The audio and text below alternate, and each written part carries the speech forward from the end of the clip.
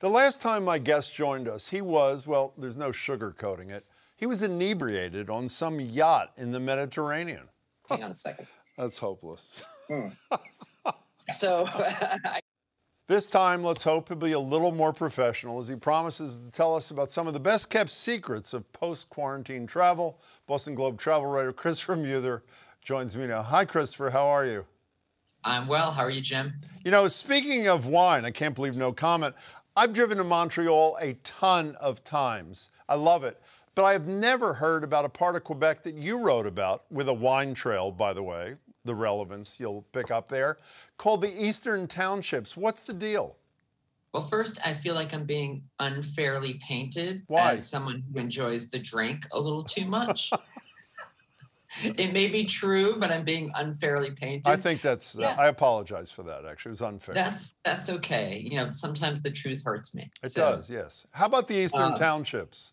The Eastern Townships, this beautiful area sort of centered around the town of Sherbrooke. And there are, 21 wineries in a very condensed area. There's also a cheese trail, which, I also took part in. I went and had a perfume made for me. I went to a national park that turns into a forest of lights and spectacle at night. This is really, I feel like, an unknown, at least beautiful. It was part of the world. And it's so close to Boston. It's a really quick drive up. And now that the border's open, there's really kind of no excuse to go check it out, especially this time of year. How close is close? You say a relatively short drive. How long? I'm shorter than Montreal, so it's about 3.5 hours, that's 4 great. hours. Also to the north, but not nearly as far, even though it's not far.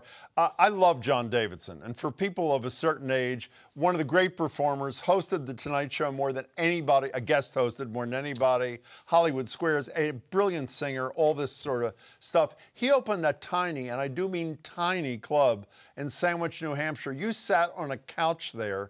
Tell us about it. Did I say it's John Davidson, if I didn't say it? Tell us about his club. Yeah, no, it's John Davidson. And the show was actually, and, I don't mean to sound dismissive, but it was actually good. I didn't go in with super high expectations, but he's like really talented. And he is. The thing that I loved about this story was researching his past, because the man has done everything. And I mean everything, from appearing with the Carpenters on their Close Encounters TV special to posing nude in Cosmo. Didn't you do that, Jim? No, that was Scott Brown, but that's okay. That's close enough. All right, I get the two confuse stuff all the time. Yeah.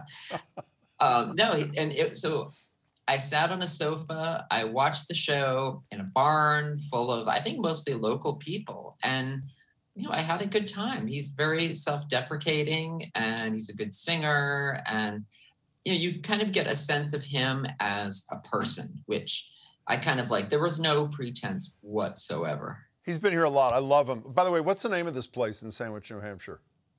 Club Sandwich. Oh. Get it? Okay. Get it? I guess I do. So before you go, I apologize in advance. We're really tight on time tonight. I know I have a lot of viewers who have been dying to take a plane from Providence to Pittsburgh. Now, for those people, there is an airline that is trying to sell how nice it is. Not sort of the friendly skies nice when, as you say, you get dragged down an aisle like Dr. Braude did. Breeze Airlines. Tell us about it. So it started by the former CEO of JetBlue, the man who founded JetBlue.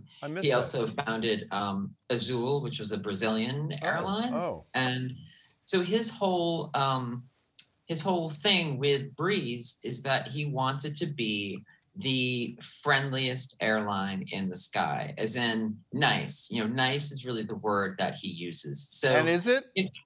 Well, my firsthand experience was that I came on board with this. I have a fractured wrist. So fractured wrist. I see it. Yeah, I'm sorry. I hope you're well. Yeah. So, the flight attendants immediately saw me, and before I, struggled and all of that, they grabbed my suitcase and put it up there for me. So, the fact that they're nice to a incapacitated drunk fractured middle-aged man such as myself means that probably they'd be nice to everybody else. I mean, I walked in there with my glass of wine screaming at everybody.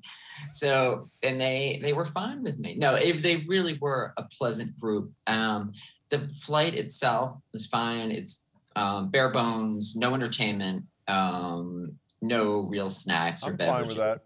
If it's affordable and nice, I'm fine. I just want to say before we go, I'm a longtime subscriber of the Globe, and I'm so proud of the fact that my subscription dollars is paying for that office at the Globe that you're sitting in. It's lovely, by the way. It's quite beautiful. Thank you. This is my private Palm Springs office of the Globe. It's our bureau here, Palm Springs. I understand that. Thank you for noticing. I've missed you. It's great to see you, Christopher. Thanks so much. Talk to you again soon. Talk to you soon, Jim. Thanks.